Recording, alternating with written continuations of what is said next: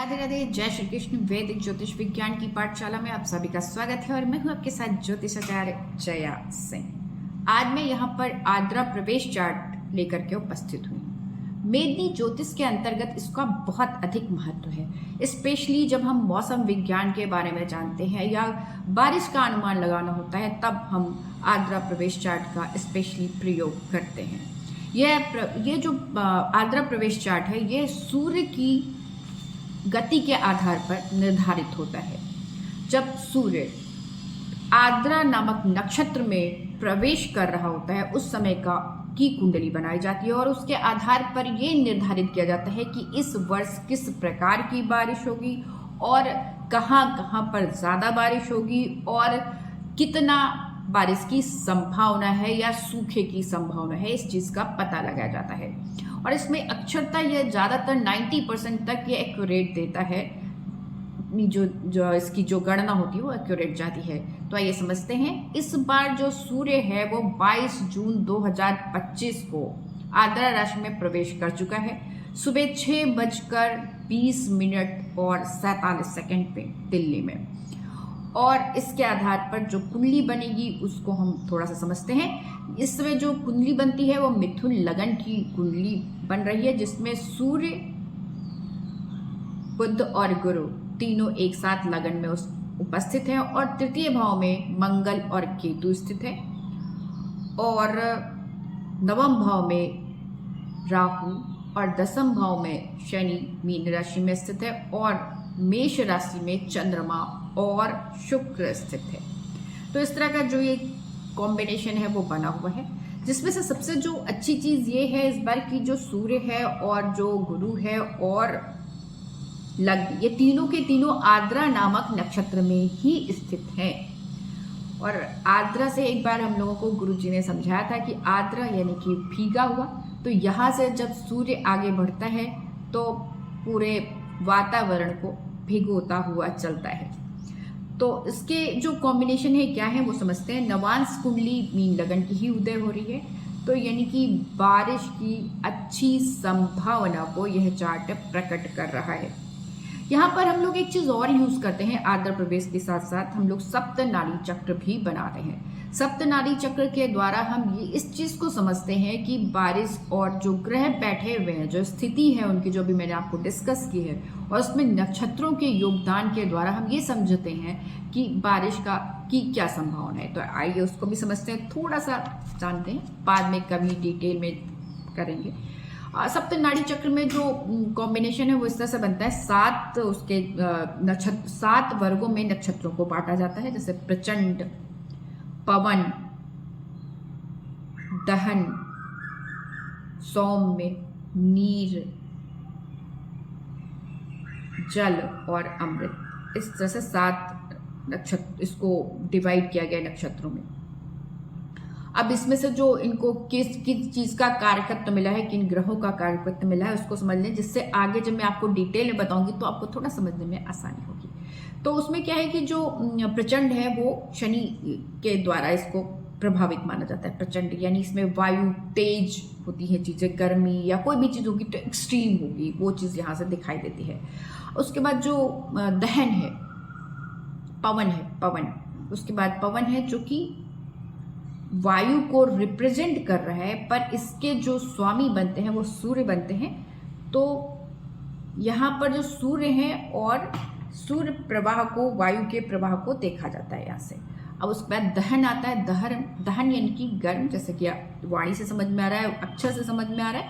और उसके जो स्वामी बनते हैं वो मंगल बनते हैं, यानी कि बहुत ज़्यादा गर्मी या तेज।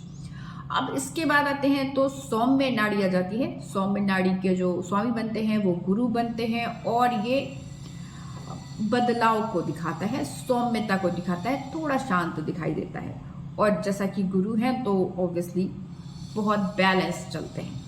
उसके बाद हम आते हैं जो नीर नाड़ी बनती है, नीर नाड़ी जिसका मतलब होता है हल्की बारिश या वर्षा, जो कि जिसके जो स्वामी बनते हैं वो शुक्र बनते हैं और शुक्र यानी कि थोड़ा अच्छा प्लीजेंट माहौल को प्रेजेंट करते हैं। उसके बाद आते हैं जल जो है, और इसमें थोड़ी बेहतर बारिश को दिखाता है, जिसमें इसके जो स्वामी बनते हैं बुद्ध बनते हैं, चारों तरफ हरा भरा फैल जाता है, मैदान हरा भरा हो जाता है, जल अच्छी मात्रा में बारिश होती है, इसकी संभावना को प्रकट करते हैं। और फिर लास्ट में आ जाता है अमृत। अमृत यानी कि अच्छी खासी बढ़िया बारिश, और जिसके स्वामी बनते हैं चंद्रमा, और चंद्रमा यानी कि जल। तो आइए हम ये समझते हैं कि जो हमारा जो ये बना है भी चार्ट, उसमें क्या क्या है और कैसे कैसे हम इसको समझें। देखिए, पहली चीज़ तो कि और भी सारे कॉम्बिनेशन लगते हैं, तो सारे कॉम्बिनेशन तो हम यहाँ पे आपको नहीं डिस्कस कर सकते, पर मोटे मोटे हैं वो हम यहाँ पे बता देते हैं, क्योंकि सप्तनाड़ी चक्र बहुत स्पेशल होता है, बहुत ही महत्वपूर्ण माना जाता है, तो उसे हम यहाँ पर डिस्कस कर रहे हैं। यहाँ पर देखिए, जो सूर्य और गुरु और लग्न, ये तीनों के तीनों सौम्य नाड़ी में स्थित हैं। सौम्य नाड़ी यानी कि अच्छा बदलाव, मौसम की संभावना को, बारिश की संभावना को प्रेजेंट कर रहा है। अब उसके बाद अगर हम देखते हैं तो जो बुध है वो नीर नाड़ी में स्थित है। नीर नाड़ी यानी कि कंफर्म है कि बारिश की संभावना को, जहाँ पे शुक्र जिसको बहुतायत मिली है, जिसको स्वामित्व मिला हुआ है, तो बारिश को दिखाता है।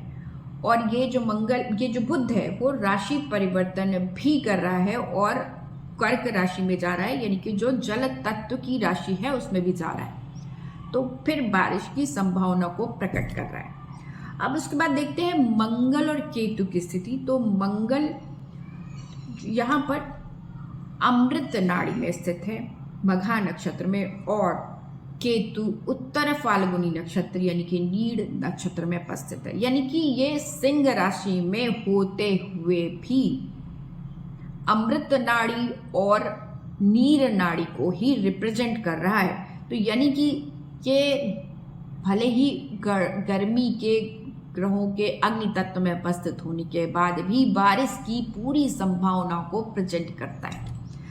अब मैं यहाँ पे आती हूँ शनि पर। तो शनि जो है यहाँ पर पूर्व उत्तर भाद्रपद में स्थित है, और उत्तर भाद्रपद सौम्य नाड़ी है, जो फिर मौसम के बदलाव और बारिश को ही रिप्रेजेंट करते हैं। अब इसके बाद राहु को देख लेते हैं। तो राहु